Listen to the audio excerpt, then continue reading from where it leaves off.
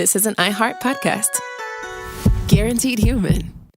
With no fees or minimums on checking accounts, it's no wonder that Capital One Bank Guy is so passionate about banking with Capital One. If he were here, he wouldn't just tell you about no fees or minimums. He'd also tell you about how Capital One cafes are open 7 days a week to assist with your banking needs. Yep, even on weekends. It's pretty much all he talks about, in a good way. What's in your wallet? Terms apply. See CapitalOne.com/bankguy. Capital One N.A., member FDIC. Hey folks, owning a home means one thing. Something's gonna break. AC, plumbing, fridge, and it's never convenient or cheap. That's where American Home Shield comes in. An AHS Home warranty can help protect your wallet from pricey breakdowns on even your oldest appliances and systems. And if they can't repair the covered item, they'll replace it. So check out American Home Shield and get 20% off any plan at ahs.com/SYSK and see promo details. See ahs.com/contracts for coverage details, including service fees, limitations, and exclusions. American Home Shield. Don't worry, be warranty. Hi, everybody. Chuck here with How Daylight Savings Time Works, my Selects pick of the week from December 6, 2011. And in real time, we have just sort of recently done the opposite, where we fall back with our clocks annually, which is kind of a depressing time of the year, to be honest. It means on your clock it's dark really early. Then on the other hand, it's light a little bit earlier in the day. And daylight savings time and the whole concept of it has always just been a little weird to me. And there are many false rumors out there about why we do it, how it started, and this episode will clear it all up. So please to enjoy how daylight savings time works.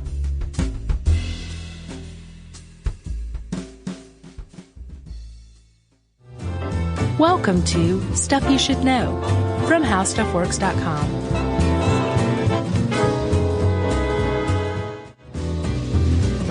Hey, and welcome to the podcast. I'm Josh Clark. There's Charles W. Chuck Bryant. He's on his iPhone. Chuck. No, I'm not. That makes this Stuff You Should Know. Uh-huh. The fully attentive podcast. Huh? You were saying?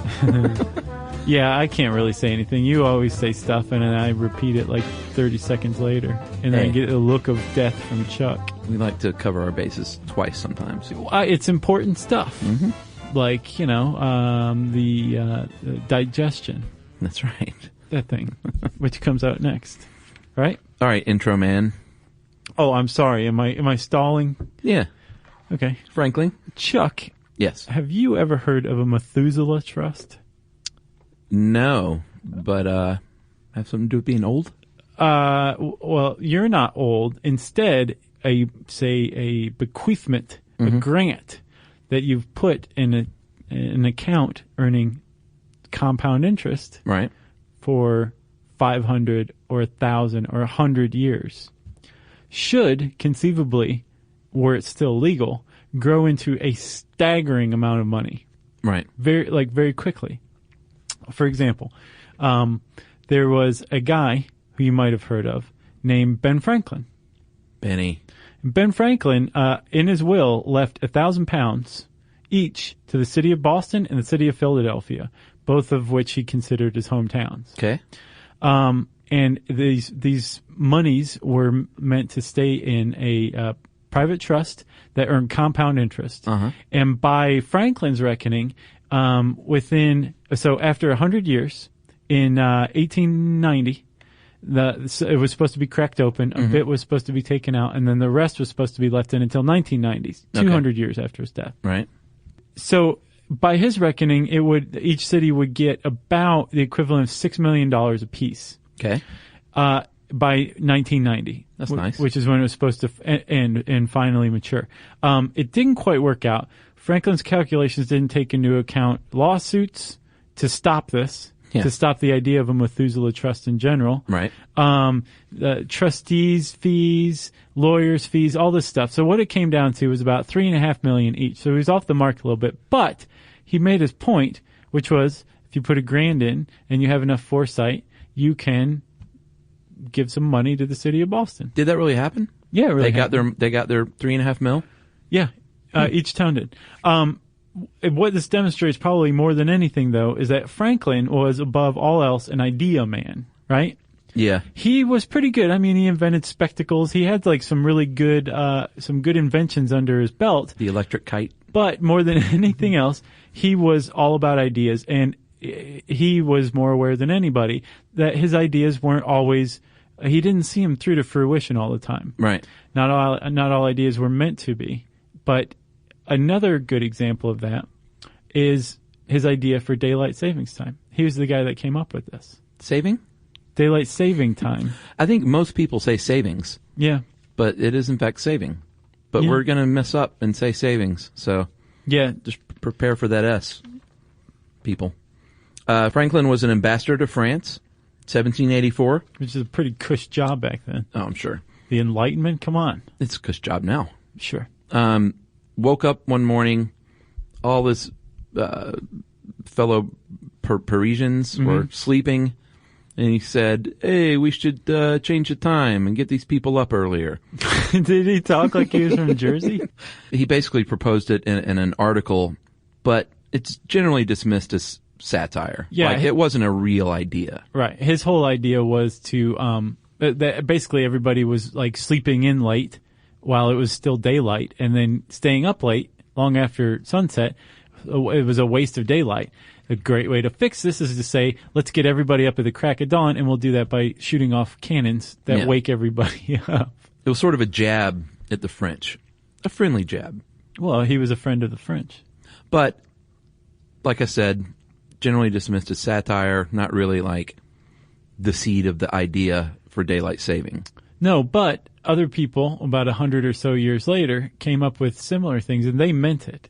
And I don't know if we can say that Franklin didn't mean it, but he was just, he didn't think it was a very important idea necessarily. But it's so ingrained in our society here in the United States, here in North America, and most likely if you're listening to this in Europe or Australia, you know what we're talking about. All over the world, really. That you're kind of like, well, yeah, daylight savings. I mean, it's peculiar, but of course we're going to do it. And right. Of course it makes sense. This is from people who really can't even tell you whether it's spring forward or fall back. So let's set that straight right now, because I think if we just stopped there and said it is spring forward where you set the clock forward an hour, and it's fall back where you set the clock back an hour, we've just done a tremendous public service. Did people really not remember that? Yeah, I'm among them. Really? Yeah, I will always remember it now because I've studied this article, but. No, I always had trouble with it. Well, that's why they say spring forward, fall back. You can also fall forward and spring back. You can't spring back. Let me see it. Hold on. Josh just sprung back. Sprung back. All right. Well, here's the other public service announcement. Here in the U.S., second Sunday in March, you're going to spring forward. The first Sunday in November, you're going to fall back. Yeah. I didn't know that because every year I'm on the internet going, well, when do we do this? When do we do it? Yep. I thought it fluctuated. Second Sunday in March, first Sunday in November. Boom. Yeah, I thought it fluctuated as well, too. At 2 a.m. It's, it's standard now thanks to a lot of legislation that's taken place over the years here in the United States. Most recently, the Energy Policy Act of 2005 set the rules as you just described them, right? Yes. We should also say, Chuck, to our friends in South America, you have the opposite. We're not exactly sure when it starts for you, but we can tell you that you do spring forward and fall back. No, fall forward and spring back. Yeah. Because it's the seasons are the opposite. So that's right. They go on to daylight savings time in the fall and then change it. They go off of it in the spring. And also one more thing, daylight saving time, right, is not, I find it confusing in that the mind wants to say it's like daylight time saving. It's like daylight saving time, right? Yeah. Like you're time saving. Yeah. But really it's daylight saving time. So it's like a period of the year. Yeah. So I've always had trouble wrapping my mind around how they're just you're saving daylight, words. not time. Everything about this is so confounding. I know, because I'm one of those people that's like, what the clock says is arbitrary in a way. unless you have a shift job. You would have made a great farmer. Yeah, that's kind of bunk too, from what I hear. Okay, so let's talk about this, man. You just gave the deets on when to do it. Yes. In the United States, it's the Energy Policy Act of 2005 that establishes that. But if you are Arizona or Hawaii or Guam and you say, I don't want this to apply to me, I already feel cut off enough from this country, from the rest of the world, I'm going to apply for an exemption, you're probably going to get it. Yeah, Indiana's had a mixed history with daylight saving. They've kind of fluctuated back and forth over the years. Yep. And at times, only some counties had it and some didn't. And they finally went all in. I think 2006. Was it 06? Yeah. Pretty recently. Yeah, if you're in Indiana, you know what I'm talking about. And it's not just the United States. Apparently, as of 2008, 76 countries observe daylight savings time. Yeah, I saw 70, but I don't know which source is newer. So we'll go with 70 to 76. But just after reading this, I could see 6 countries opting falling. out. Yeah. I mean, it's a surprisingly contentious thing, setting the clock back an hour. Basically, I saw one source that calls it the arrogance of humanity. Oh, to set time period? Yeah. Yeah. Well, no, to adjust the clock. Well, yeah, it's like it is now 2 and not 1. Right, exactly. And it is a little bit loony if you think about it. I think Japan, India, and China are the only major industrialized nations who do not observe. And it's getting more and more difficult, too, to be a country like that in this globalized world, to not observe daylight savings time. I mean, it's kind of problematic. Sure. Yeah. I imagine that's why most countries do it now. Well, not most, but a lot. So Europe has long observed what's called summertime, but it wasn't until 1996 that the EU said, hey, let's all just stop this patchwork thing. Here's the standards now. Right. And it's the European Union says it runs from daylight saving time, the time of daylight saving. Summertime. Yeah, it's the last Sunday in March to the last Sunday in October. That's the EU? Yeah. Well, good for them. Yeah. Stuff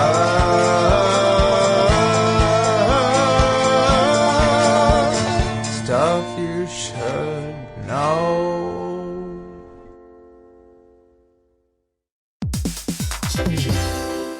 Hey, everybody. Here's a fact for you. In the United States, there is a break-in every 26 seconds, and that means that somewhere right now, an intruder is getting closer. And the problem with most security systems is that they only alert you after the break-in has started, and that's too late. Well, that's what makes SimpliSafe different. They use alerts. SimpliSafe's U.S.-based live agents, they identify threats on your property and help deter them before they actually break in. So the intruder never gets into your house. The crime is stopped before it even starts. That's right. And another great thing about SimpliSafe is they have no long-term contracts. They give you peace of mind and great value with their monitoring deterrence plans because they just start at about $1 a day. Yeah, SimpliSafe sent us a setup years back, and I still use mine every day. Yeah, and apparently setup, you can do it by yourself in under 30 minutes, so it's a really good value and it doesn't take long. So if you want to experience the SimpliSafe peace of mind, you can take advantage of the SimpliSafe discount offered to Stuff You Should Know listeners. Right now, you can get 50% off your new system by visiting simplisafe.com/stuff. That's half off at simplisafe.com/stuff. There's no safe like SimpliSafe.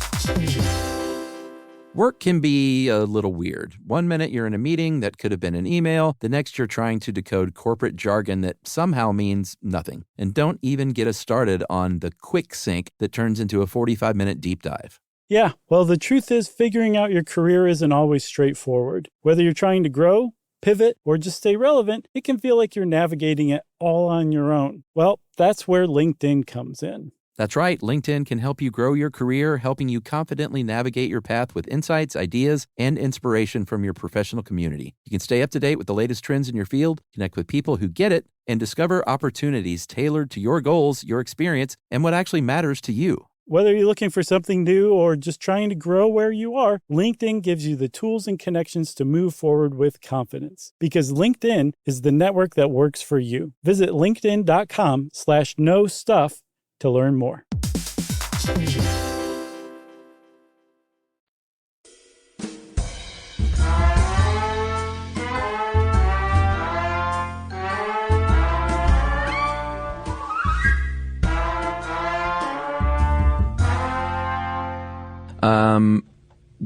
You mentioned earlier that another couple of guys that proposed this. Yeah.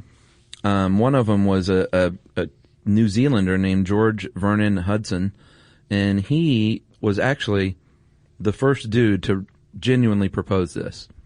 And he gets overlooked a lot of times by the other guy that we'll talk about. But Hudson, in 1895, was an entomologist and astronomer, and he had a shift job that allowed him, I guess he worked at night because it allowed him extra daylight hours that his friends weren't getting. He'd go out and hunt for bugs, and he was like, this is great. He's like, we ought to really try and do this. Yeah. But William Willett of England is the guy that a lot of people credit with it, and I think it's because it was kind of his passion in life. Yeah. Like, he really, really tried to get this pushed through. Yeah, he was an avid golfer, and his whole premise for it was that it would extend time for leisure. After work, after everybody got done working for the day, Yeah. there's still daylight hours. Get the links. And he wrote a pamphlet that's online. It's called The Waste of Daylight. It's online in its entirety if you search that. And he lobbied the House of Commons to institute this. And in 1908, they officially said, nah. But he kept lobbying him until his death in, I think, the 20s. Died in 1915, actually, so he did not get to see it because a year later... Oh, yeah. Insultingly enough, a year later, it was brought on in England thanks to a little something called World War I. Yeah, and actually it was Germany that was the first country to ever institute daylight savings time. Yeah, they called it wartime, though. Yeah. So did FDR later on. Oh, did he? Yeah. But the Germans started it. The English quickly saw the value in it, and they started it. And it was all to preserve coal supplies during the war. Because if you were up earlier, you'd be tired earlier, and you wouldn't stay up as late, burning precious coal needed to pound the Kaiser into oblivion. That's right. And a lot of nations got on board because of World War I, 31 in total, including the U.S. And then World War II, after the war, I think most of these countries got rid of it. It was just for war. Yeah. And then World War II came around, same thing happened, but in more abundance, 52 nations this time. Right. And the U.S. actually kept daylight savings year-round for 3 full years, uninterrupted, from, February 1942 to September 1945. And apparently FDR, he called it wartime, too. He had no problem with it. He was just going to leave it like that indefinitely. And he finally acquiesced to farmers, which... if you know much about farmers at that era, they were really effective at striking, at overturning scab trucks and like dealing with communists and like being pro-communist. And they were a force to be reckoned with. They called it God's time. Did they really? Yeah, we'll talk more about the farmers in a minute. All right. Go on. Well, we had it for 3 years solid, like you said, and then after the war, they said, you know what, you don't have to do it, but it's up to your state if you want to keep doing this or not. Some did, some didn't. Yeah. So that's the history. Well, actually... No, it keeps going in 1966. History does keep going, doesn't it? Yeah. It never stops. So the states it's all patchwork and everybody's just kind of doing however they want. But we have this thing called the interstate system that comes about, which links states more and more, and there's more trade, and really people need to know what time it is in another state that they're sending stuff to. Sure. So the Uniform Time Act of 1966 finally said, you guys can decide whether you want to do it, but if you're going to do it, you have to do it along these guidelines. Yeah. And it stayed that way uninterrupted until 1986, except for the Arab oil embargo, where the U.S. said, we're going to extend the daylight savings to through winter as well. Yeah, it went from 6 months to 8 months in 1973 because they found that doing so saved the equivalent of 10,000 barrels of oil a day. That's a lot. And 600,000 in those 2 years, so that's what they said. It is. Is it true? Who knows? Yeah, Are there that's conspiracies about that? Definitely up for debate. Whether it saved 10,000 barrels of oil a day? Yeah. I'm sure it's up for debate. The weird thing about daylight savings is it's largely been intuitive for decades. It was practiced for decades before anybody finally put it to the test. Right. Well, the whole point behind it is this, Chuck. There are more people asleep at sunrise and more businesses are closed at sunrise than at sunset. So if you look at electrical demand, right, as a whole over the course of a single day, you're going to see in the afternoon, in the evening, it starts to peak. Yeah. If you take an hour, if you take the whole day and shift it backward by an hour, people are going to get up earlier, and it's going to spread that electrical demand over the day. Yeah. They're also going to go to bed earlier, so they're going to use lamps less. They're going to stay up less late to watch TV. Yeah. So the overall demand should decrease too. And this is the whole reason that daylight savings time has always been kind of championed by most people. That's the whole reason that they want you to think. Well, that's part of it. The other is to get people outside more. Yeah, I mean, I read up on this, and what I found out was that it really comes down to money. They want you spending money more. Yeah. And that is going to happen more if you're out and about shopping or playing golf. Exactly, like the golf lobby in '86. The last time before 2005 that anybody tinkered with it, Reagan said in Public Law 99, he started it the first Sunday in April, which was where before in 1966 it was from the last Sunday in April. Right. So a full month he added to daylight savings time. But the golf lobby said that an extra month or an extra hour, I think an extra month was like $400 million to just that industry alone. Wow, no, see there? Yeah. Money talks. It does. And the reason I say that that's the main reason is because they've done studies. And in fact, in '73, when they did the oil embargo, they didn't just study oil barrels, they studied utilities. And they found that it's a pretty negligible difference, about 1% energy savings. But that's for the whole country. That's a lot. That is a substantial amount of, that's a lot. See, I read it's negligible. So say it is 1%, say it is negligible, but say that it's 0% if you don't do anything. You automatically have said, well, there's a savings in energy, especially in this eco-conscious society that we're growing into. That's it right there. Okay, daylight savings time. Do it. We'll save 1% of all the energy expended. Fine, do it. It's better than not, right? Sure. What else could possibly go wrong? And I was very surprised from this article to find that there's actually counter arguments to daylight savings time. Well, yeah, because they basically, I think people have challenged these studies, is what I've seen. In 2001, they did another study, California did, where they actually doubled it to a 2-hour shift. And in the end, they found that electricity savings of about 0.03 for the year. Right, which is substantially less. But you can also say it's still better than nothing. Why not just do it? That's true. There's also other arguments, too. Things like there's fewer traffic accidents in the evenings. Yeah. Because it's lighter out. That's what they say. On the evening commute. Crime is decreased because criminals prefer darkness. And if you're out taking a walk after work and it's light out still, you're probably not going to get mugged. And then, of course, the golf industry said everybody needs to get off their rears and get outside and play more golf. Yeah. Golf fever, catch it. And they are big on that as well. Well, I got most of my info you should know from that Skeptoid guy. Let's hear it. Dunning. Well, no, that's what he said. He said basically it's all about money. He said don't be fooled into thinking this is some energy plan. And he said that the numbers are suspect and that it really comes down to spending money as a consumer. I'm sure it does. But the other aspect of it, you know who's the biggest against it now? Who? These days it used to be farmers. Well, he said that's bunk too. He bunks everything, though. So here's the thing. Farmers, from what I understand, it used to be farmers, and I've seen this elsewhere, that farmers had a problem with it because daylight savings added an hour onto their day. They had to get up at the crack of dawn, no matter what time it was. So if they had an extra hour, they had to extend their business hours because they had to deal with the public who was running on an hour later time. Right. So farmers hated daylight savings, and they railed against it. That's my understanding.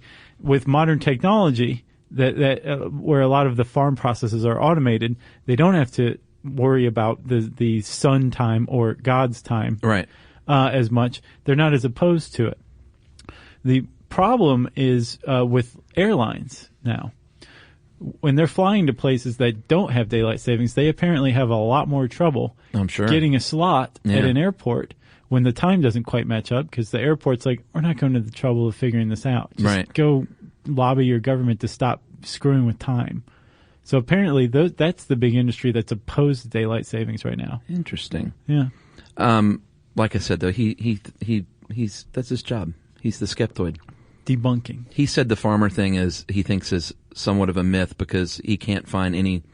He said all the sources are the exact same, and he can't find any origin source that he thinks is valid. That's pretty good evidence that something is a myth, but he's trying to prove a negative. He should be opposed to that. Maybe he is. Huh.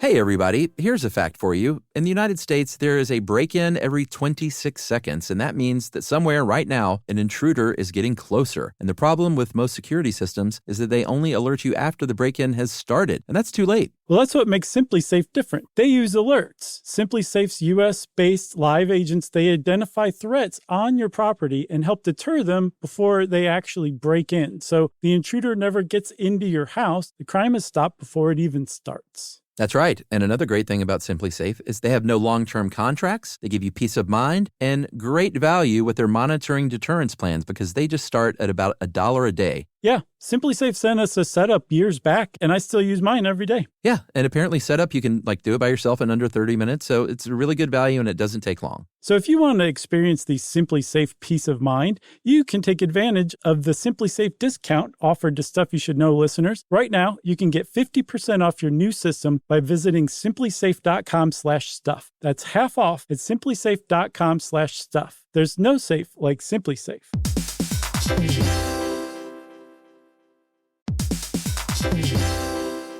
Work can be a little weird. One minute you're in a meeting that could have been an email. The next you're trying to decode corporate jargon that somehow means nothing. And don't even get us started on the quick sync that turns into a 45-minute deep dive. Yeah, well, the truth is figuring out your career isn't always straightforward. Whether you're trying to grow, pivot, or just stay relevant, it can feel like you're navigating it all on your own. Well, that's where LinkedIn comes in. That's right. LinkedIn can help you grow your career, helping you confidently navigate your path with insights, ideas, and inspiration from your professional community. You can stay up to date with the latest trends in your field, connect with people who get it, and discover opportunities tailored to your goals, your experience, and what actually matters to you. Whether you're looking for something new or just trying to grow where you are, LinkedIn gives you the tools and connections to move forward with confidence. Because LinkedIn is the network that works for you. Visit linkedin.com/knowstuff to learn more. Stuff you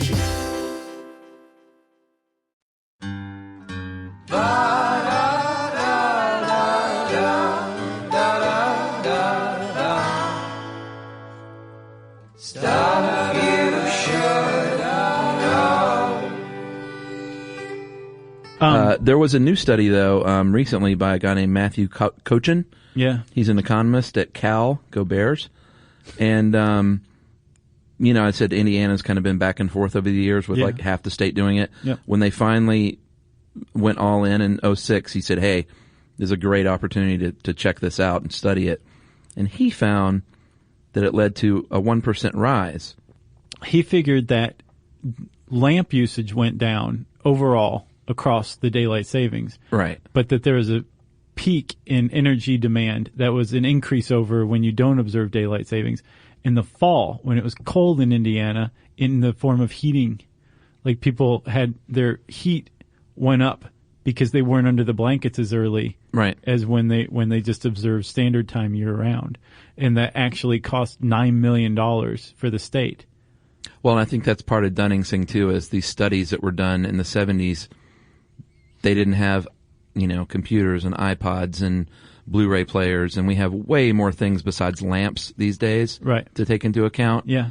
And air conditioners and things like that. Yep. So he's saying it's kind of an outdated... There were no lamps in the 70s. An outdated model. And daylight savings, Chuck, also kind of strikes me as like a really good example of for every action, there's an equal and opposite reaction.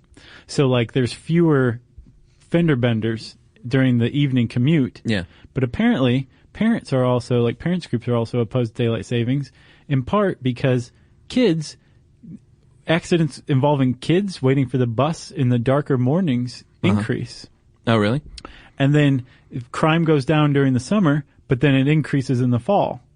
Now, there's no figures to support that necessarily, but there's also the only study ever conducted about how daylight savings creates a decrease in crime was a single study of the District of Columbia in the 70s that found a 10% reduction. But no one's ever backed it up or refuted and that's it or the only anything one like that. Yep.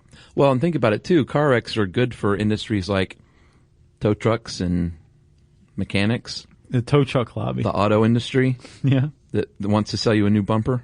I don't know. But it does everything. You're right. Everything has an opposite reaction. And also, apparently, chronobiologically, it can be very problematic for us. So says, was he German? Yeah. I didn't see his name. He's just referred to as a German chronobiologist. There's only one. I couldn't find him. Or her. Yeah, that's true. He or she says that your body never even adjusts, period, to the circadian rhythm, and so you're just out of whack for 8 months out of the year. Or I guess it depends on which one he thinks is right. So, yeah, and the big problem is going back and back, going back and forth. Right. Like if we all just said, okay, the whole world's going to set their clocks back 1 hour forever, and that will be referred to from here on out as the hour, the moment, and then we're just going to forget about daylight savings time, it would conceivably have the same effect, right? Right. But it would not have that jet lag problem that the German chronobiologist describes. Right. And even worse, there's other people that propose extended daylight savings throughout the year. Or throughout winter year? As well. Oh, okay. Right. If we did that once, it could conceivably be fine. Our bodies could adjust. It's going back and forth. Oh, okay. Other people are proposing double daylight savings where you go back 2 hours. Right. Which would probably wreak havoc if the chronobiologist is correct. Right. And there's actually data that supports this idea that like our bodies are disrupted by it, like the Swedish heart attack study. Yeah, I'm sure they are. I never thought of it as losing an hour, though, because it happened at 2 a.m. on Sunday, and I would just wake up, and whatever the clock said is what it said. Yeah. I never felt like, I guess I don't get up Sunday morning at 7 for a shift job. No, that's a big part of it. I saw in The Consumerist, some guy wanted to know about getting paid because he worked the late night on this past November, for Sunday in November. Oh, yeah? When he had an extra hour. Because there's actually 25 hours in that day. Right. 1 a.m. is counted twice. Interesting. Isn't that? There's a 25-hour day that we just went through. That's got to mess us up somehow. It's got to. And it does. The Swedish study I was referring to found that since 1987, the number of heart attacks rose about 5% during the first week of daylight savings time every year. And then some Australians looked at some data between 1971 and 2001 and found that male suicides increase in the weeks following daylight savings time. And they're controlling for everything else, and it appears to just be daylight savings really affects people with bipolar disorder. And men are more prone, Australian men with bipolar disorder are more prone to commit suicide in the weeks immediately preceding the change over to daylight saving. Wow. Yeah. That's sad. It is sad.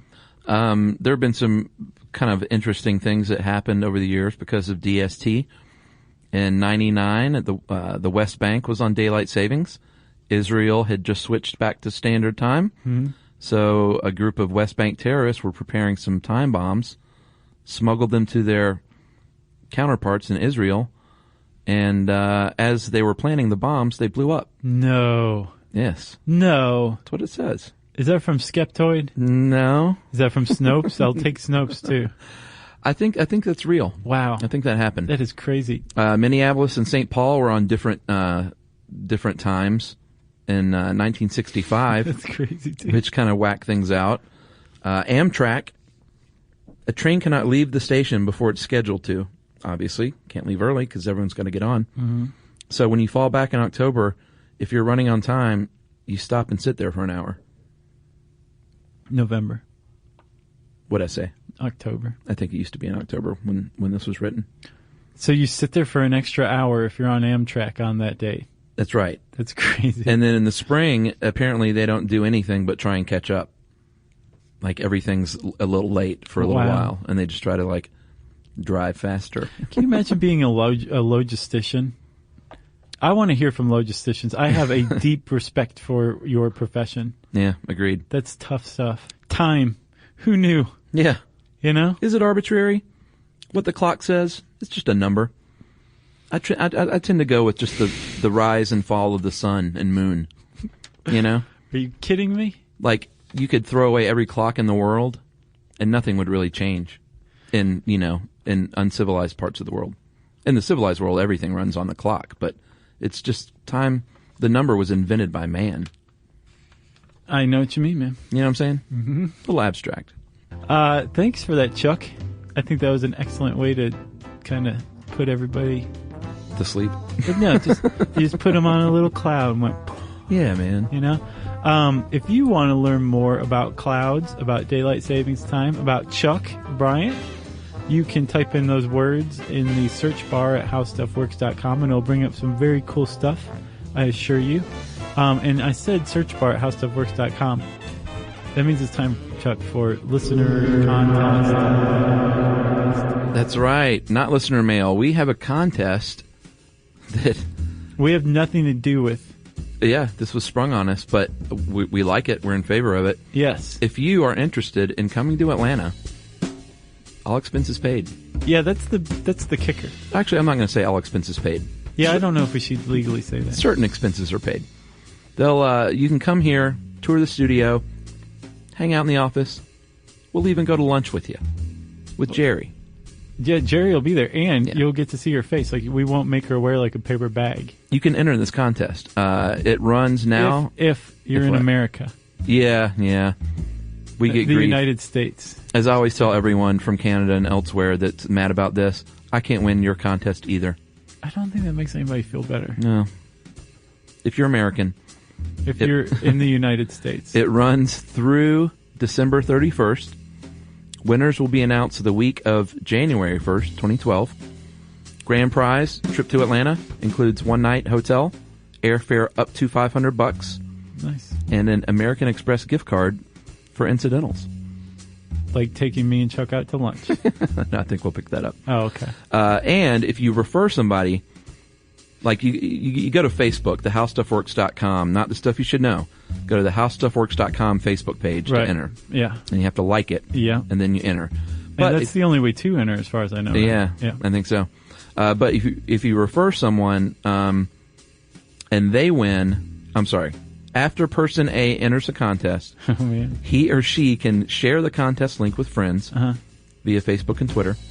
And if a friend of theirs wins, then you win a Kindle Fire. That's not too shabby. So does that make sense? Yeah. And I would give you the link, but it's like 3,000 characters long. So just go to Facebook, howstuffworks.com. Howstuffworks official Facebook page. Yeah, and you will find the information there. Yeah. And lunch it up with us. Yeah, let's lunch. Let's do lunch. Before we go, I want to correct myself, big time correct myself about patent trolls. In the gene patents episode, I mentioned patent trolls, and I don't even remember what I said they were, but I was way off. Yeah. Patent trolls are people who go around buying patents with no intent of manufacturing these things, or what the patent is for. I figured that's what it was. Like buying up website domains? Sure, but then they sue. The whole point is to own the patent so that they can sue anybody who infringes on it. Huh. So basically, they're keeping any kind of innovation from coming about along the same lines of what they own the patent to by suing people who try to do it. And they're basically just whatever this great idea that's patented is just never going to see the light of day because they have no interest in doing that. They just want the money from suing people. Gotcha. That's a patent troll. I apologize for... To all the patent trolls out there.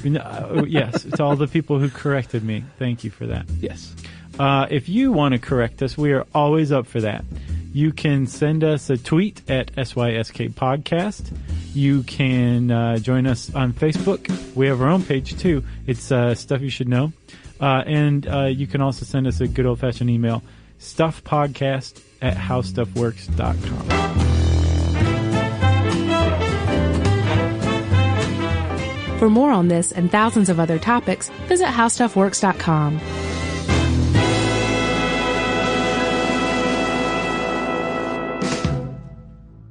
Geico presents a 30-second podcast between your podcast. Today's story is shared by one of our listeners. It's called Betrayed by Bill. It was in that moment I caught who was staring back at me in betrayal, or more like what? My insurance bill. With trembling hands, I grabbed my phone and switched to Geico, saving about $900 in the process, and never to be betrayed again. Now that was bloody riveting. It feels good when the story ends with savings. It feels good to Geico. Mom, can I have Lingo Kids? Dad, Lingo Kids, please! When did we become the Lingo Kids house? No idea. Last week it was dinosaurs. This week it's... Lingo Kids! Why Lingo Kids? Because it's the best thing ever. We can play games with astronauts, wild animals, and superheroes. With more than 4,000 interactive games, songs, and shows, Lingo Kids is the #1 entertainment platform for young kids. So, no dinosaurs? And dinosaurs! Lingo Kids! Everything kids love. Download it for free. This is an iHeart podcast. Guaranteed human.